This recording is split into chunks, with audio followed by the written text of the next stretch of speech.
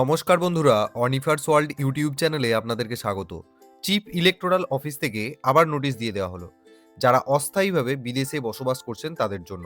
সাবজেক্টে বলা হচ্ছে hearing for the electors residing abroad temporarily unmapped and logical discrepancy cases, অর্থাৎ যে সমস্ত ভোটার সাময়িকভাবে বিদেশে বসবাস করছেন এবং যাদের এসআইআর 2026-এ বিএলও অ্যাপে আনম্যাপিং এবং লজিক্যাল ডিসক্রিপেন্সি এসেছে, তাদের হিয়ারিং নিয়ে এই নোটিশটি দেওয়া হয়েছে।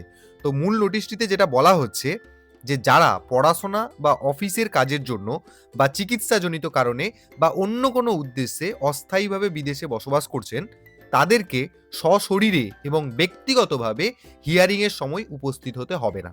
তাহলে ওনাদেরকে কি করতে হবে? তাই ওই সমস্ত ভোটারদেরকে ওনাদের পরিবারের যে কোনো সদস্যকে অথরাইজ করে পাঠাতে পারবেন হিয়ারিংয়ের সময়, এবং ওই পরিবারের অথরাইজড পার্সনকে অবশ্যই এমন ডকুমেন্ট সাবমিট করতে হবে যাতে ভোটারের সাথে তার পারিবারিক সম্পর্ক প্রতিষ্ঠা হয়।